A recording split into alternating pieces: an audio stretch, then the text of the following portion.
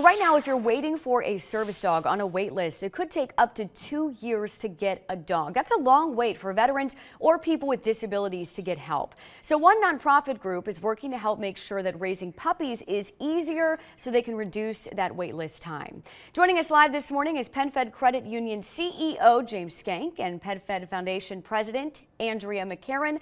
And we also know that Pilot is there. That's a 10-week-old puppy and future service dog that we'll be able to show you here in a moment. Thank you both so much for joining us this morning.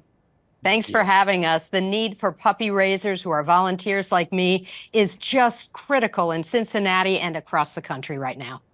To start, can you guys just talk a little bit about how critical service dogs can be and some of the amazing things that they can do? Service dogs really change the life, the quality of life for the better for a veteran with a disability. They are trained to perform up to 50 tasks that can really make the mobility, the independence and freedom become a reality for these veterans.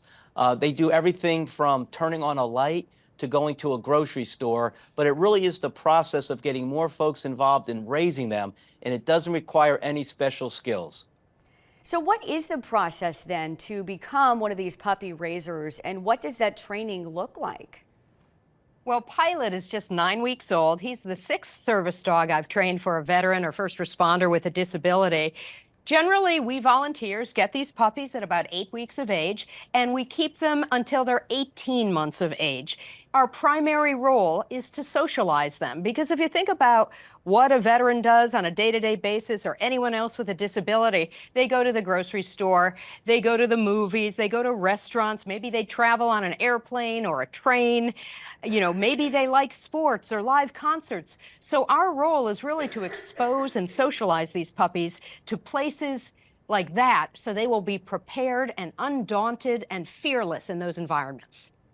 And I know something that you guys have mentioned too is that some people may be worried, oh gosh, what if I become attached to the puppy? But the focus, right, is that these dogs, these puppies are going to do something so important. And so these puppy raisers are also very important. That is the question I get every day. How can you be with them for 18 months and then say goodbye? And I respond, how can I not? I didn't serve in the military. I've never been in combat, but I can raise and train a service dog for someone who has. It is incredibly rewarding, particularly because I'm lucky that I have a great relationship with the veterans who have received my other dogs. And they tell me the dogs literally have saved their life. So what's not to love about that? And even if somebody doesn't have the funds to donate, they can still donate their time. And you can actually co-raise a puppy with a colleague or a friend, which is really wonderful to participate as a team.